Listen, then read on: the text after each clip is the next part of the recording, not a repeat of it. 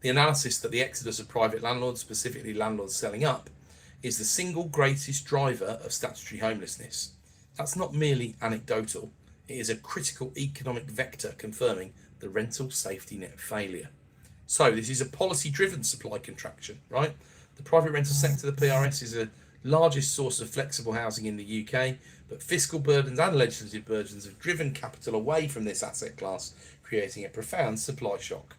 The legislative context is crucial. The recent introduction of the Renters' Rights Act, notably ending those Section 21s, as I say, badged as necessary reform, but there's an undeniable increase in risk, effort and administrative friction for landlords involved. But this shift, combined with unsupportive fiscal conditions, so for example new taxes, extra taxes on rental income in the recent budget for example, that is incentivising exit over and above retaining the assets.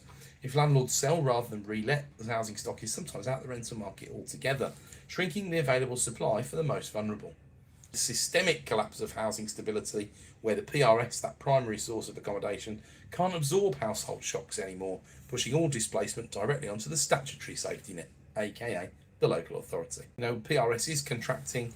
That pool of affordable, accessible housing for low income and vulnerable households diminishes. We see this manifested in that chilling statistic I already mentioned: a family being made homeless or threatened with homelessness every 5 minutes.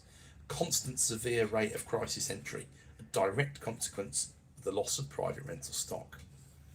And this directly explains that record figure of 132,410 households now reliant on emergency accommodation or similar.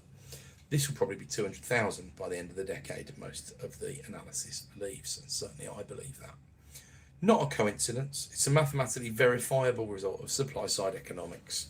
Shrinking supply in the PRS forces households into a already deficient statutory system, results in the skyrocketing costs of temporary accommodation, where taxpayers effectively pay the price of failure.